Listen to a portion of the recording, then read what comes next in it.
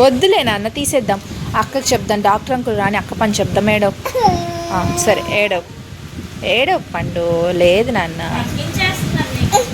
లేదు నాన్న, పెట్టద్దన్నారు మేడంతో. ఇప్పుడే చెప్పాను మేడము, ఇంకా పెట్టద్దు, రుగ్వికి గుడ్ గర్ల్ అయిపోయింది, ఆమె తింటుంది, అందుకే పెట్టకండి అని చెప్పారు. అందుకే కొంచెం పడేయకూడదు కదా, గుడ్ గర్ల్ కదా, అందుకని. సరే వద్దులే, ఏడో కొంచెం మరి వద్దు, ఇంకా పెట్టద్దు చెప్పానులే. ఇప్పుడు వచ్చారు కదా మేడము, మేడం చెప్పారు అక్కకి, రుగ్విక్ పెట్టకండి, రుగ్విక్ గుడ్ గర్ల్ అయిపోయింది అని.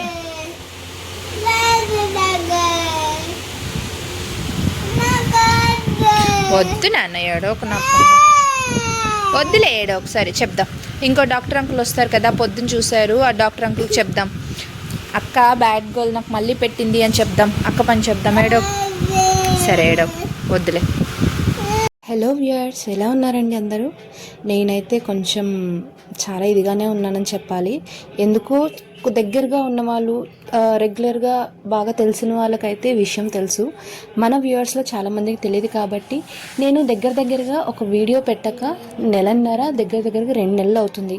దానికి కారణం ఏంటి, అసలు ఏమైంది, ఏంటి పాప ఇలా ఉంది, ఈ వీడియో ఏంటి అనేది కూడా మొత్తం క్లియర్గా ఎక్స్ప్లెయిన్ చేస్తానండి. ఇది ప్రతి ఒక్కరూ కంపల్సరీ స్కిప్ చేయకుండా చివరి వరకు చూడండి.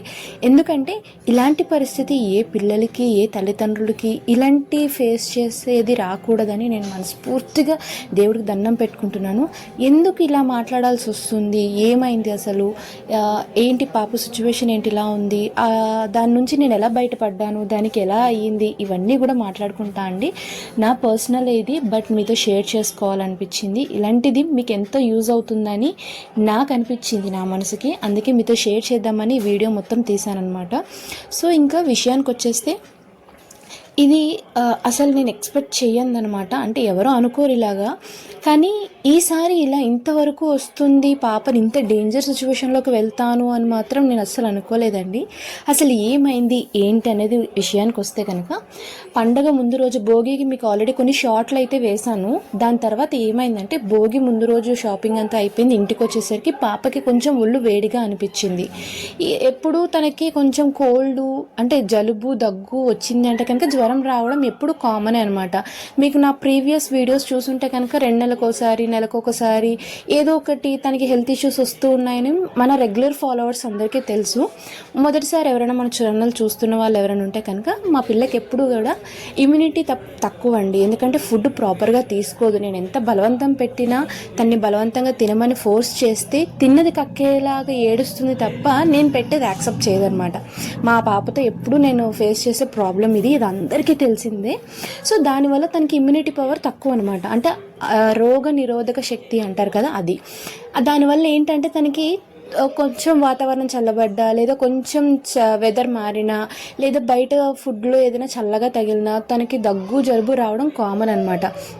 అలా అవ్వడం వల్ల ఈసారి భోగి ముందు రోజు కొంచెం ఒళ్ళు వేడనిపిస్తే ఎప్పుడు మందులు వేసినట్టు పారాసెటమాల్, అలాగే దగ్గుకి జలుబుకి ఇవన్నీ వాడాను.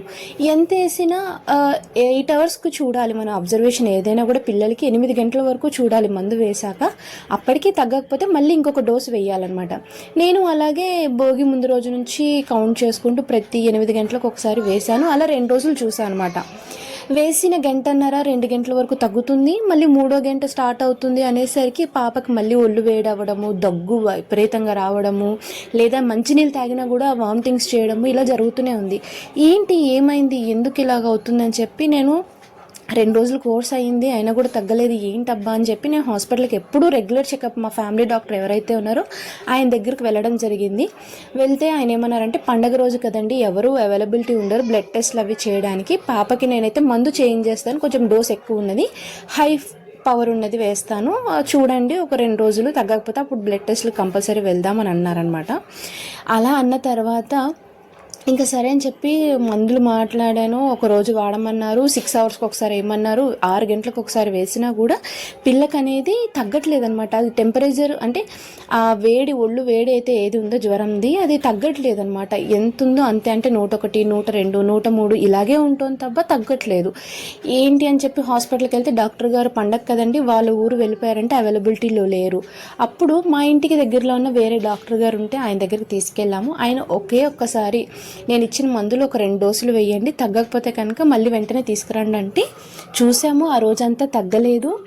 ఇంకా సరే అని చెప్పి వెళ్తే ఆయన ఏమన్నారంటే ఎక్స్రే స్కాన్ చేయాలండి, ఎందుకు పాపకు తగ్గట్లేదో చూద్దాము. అదొకటి డొక్కలు ఎగరేస్తుంది, అంటే మన ఊపిరి తీసుకున్నప్పుడు మనకు పొట్ట ఎగురుతుంది కదండి, అవి ఎక్కువగా ఎగరేస్తుంది అనమాట. అంటే ఆయుస పడిపోతున్నట్టు పిల్లల్లో తెలుస్తూ ఉంటుంది కదా, అలా అవుతుందని చెప్పి ఆయన స్కానింగ్ ఎక్స్రే రాస్తే తీసుకెళ్తే కఫం బాగా చేరిపోయిందండి, మీరు హాస్పిటల్ అడ్మిట్ చేయకపోతే కష్టము అని చెప్పేశారు. అయితే ఇంకేం చేయాలి, ఎక్కడ అడ్మిట్ చేయాలి, రెగ్యులర్గా ఉన్న డాక్టర్ గారు ఏమో అవైలబిలిటీలో లేరు, అందుబాటులో లేరు. అయినా ఇప్పుడు నేను ఎక్కడికి వెళ్ళాలని చెప్పి ఈయన్ని అడిగితే మీరు డబ్బులు పెట్టుకోగలను అంటే కనుక ప్రైవేట్ హాస్పిటల్లో మన విజయనగరంలో చాలా ఉన్నాయి, లేదు అన్ని రోజులు అంత సిచ్యువేషన్ కాదంటే కనుక నెల్లిమర్లలో పెట్టండి. నేను అక్కడే, ఆయన హెడ్ ఆఫ్ ది డిపార్ట్మెంట్ అనమాట అక్కడ. ఆయన అన్నారు నేను అక్కడే ఉంటానండి, నాకు ఎలా ఏంటి అనేది తెలుసు కాబట్టి, పాపను చూశాను కాబట్టి కండిషన్ బట్టి నేను మెడిసిన్ వెంటనే స్టార్ట్ చేసేస్తాను అన్నారు. సో మళ్ళీ వేరే దగ్గరికి వెళ్ళడము, ఈ రిపోర్ట్లు చూపించడం, మళ్ళీ వాళ్ళు మొదటి నుంచి చేయడం కంటే తెలిసిన డాక్టర్ గారితో కంటిన్యూ అవ్వడం బెటర్ అనిపించి ఇంకా నెల్లిమర్లో ఆ రోజు రాత్రి 7 గంటలకి వెళ్ళి అడ్మిట్ చేశాము. మాకు అడ్మిషను ఇవన్నీ అయ్యేసరికి 10:30 అయింది. డైరెక్ట్ పిల్లని తీసుకెళ్ళి ఐసీయూలో పెట్టేశారు. ఏంటి సడన్గా పిల్ల ఏంటి జ్వరం తగ్గకపోవడం ఏంటి, వీళ్ళు ఐసీలో పెట్టడం ఏంటి, ఆక్సిజన్ మాస్క్ పెట్టారు, ఏమవుతుంది ఏంటి అసలు కాలు చెయ్యి ఆడలేదండి. పిల్లని ఎలా తీసుకెళ్ళామంటే మేము చేతుల్లో పట్టుకొని ఇంకా పరుగు అనమాట. మా ఆయన నేను మనిషిలా లేము, కళ్ళల్లో నీళ్లు, అసలు ముందు ఏం జరుగుతుందో తెలియని సిచ్యువేషన్లో చాలా ఇదిగా వెళ్ళాము.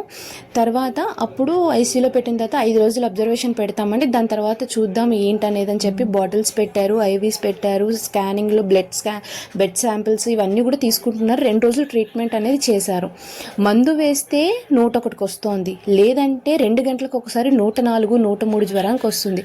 అసలు డాక్టర్ కూడా ఏంటి ఇంత వేసినా కూడా మందు తగ్గట్లేదు, ఏమవుతుంది పిల్లకి అని చెప్పి అన్ని టెస్టులు ఎన్ని రకాలు చేయాలో అన్ని రకాలు, పిల్లకి దగ్గరగా 12 రకాల బ్లడ్ టెస్టులు చేశారు. చేసిన తర్వాత ఇంకోసారి ఎక్స్రే తీద్దామండి అని చెప్పి 3 రోజులు అబ్జర్వేషన్లో పెట్టి మందులన్నీ వాడిన తర్వాత పిల్లకి తగ్గట్లేదు, దగ్గు కంట్రోల్ అయింది తప్ప ఆ జ్వరం అనేది తగ్గట్లేదు అని చెప్పి 3 రోజులు అబ్జర్వేషన్ అయిన తర్వాత మళ్ళీ ఎక్స్రే తీస్తే లోపల నిమోనియా అంటే నీరు ఏదైతే ఉందో శ్లాష్మమో అదంతా కూడా ఎక్కువ అయిపోయింది అని చెప్పారు. అయిన తర్వాత ఏం చేశారంటే వాళ్ళు తగ్గడానికి యాంటీబయాటిక్స్ ఇవన్నీ కూడా చాలా హై పవర్ అనమాట. ఇంకా దాని తర్వాత ఇంకొక డోస్ అనేది లేదు, మందు చేంజ్ చేయడానికి లేదు, అంత హై ఇచ్చినా కూడా పిల్లకి తగ్గకపోవడంతో వాళ్ళు ఏం చేశారంటే వెన్నులోంచి మనం సిరంజి పెట్టి ఆ శాంపిల్ని బయటికి తీసి దాన్ని టెస్ట్ చేస్తే అది ఏ బ్యాక్టీరియా అనేది కన్ఫామ్గా తెలుస్తుందని, దాన్ని బట్టి మనం ట్రీట్మెంట్ మార్చచ్చు అని చెప్పారు.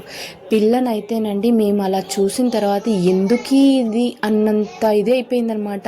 అసలు మా అమ్మాయి ఎలా తట్టుకుందో పాప, మా వెర్రిది మీ అందరికీ తెలిసిందే, పాప చాలా సన్నగా ఉంటుంది, అసలు తట్టుకోలేదనమాట ఏది కూడా త్వరగా. అలాంటిది ఆ పిల్ల కోఆపరేట్ చేయడం వల్ల అలా వెన్నుల్లోంచి సూదులు పెట్టి ఆ శాంపిల్స్ తీసి అన్ని టెస్టులు, అయ్య బాబోయ్ నరకం అండి నిజంగా. నాకు ఇప్పుడు మాట్లాడుతున్నాను కానీ కళ్ళల్లో నీళ్ళు తిరిగిపోతున్నాయి, చెప్పలేకపోతున్నాను బాధని.